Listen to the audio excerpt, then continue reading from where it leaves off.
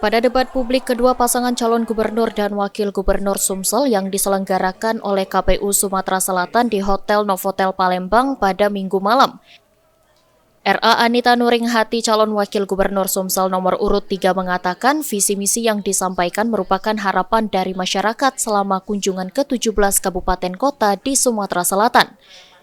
Oleh sebab itu, penyampaian program kerja dalam debat publik kedua sebagai komitmen pasangan nomor urut 3 Mawardi Yahya dan RA Anita Nuringhati untuk mewujudkan Sumsel bangkit bersama masyarakat menuju Sumsel sejahtera. Lebih lanjut, menurut Anita, Sumatera Selatan sebagai provinsi yang kaya akan sumber daya alam seperti batu bara kurang dirasakan oleh semua masyarakat Sumatera Selatan. Lantaran saat ini hasil sumber daya alam yang ada hanya dinikmati oleh sebagian masyarakat.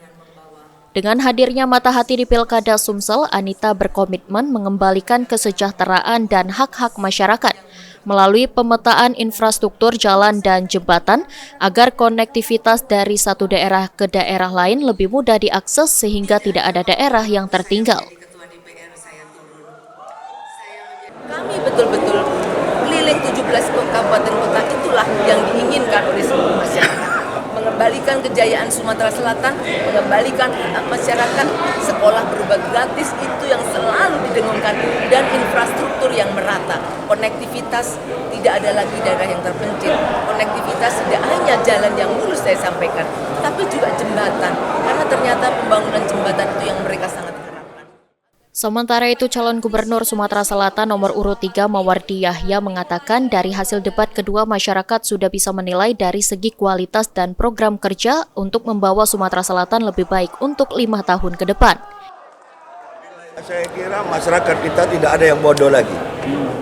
Tadi melihat baik langsung maupun melalui mungkin siaran TV, saya kira masyarakat bisa menilai dari segi kualitas, termasuk mungkin dari segi programnya, kan sudah disampaikan sebelumnya. Saya kira masyarakat kita cerdas, insya Allah.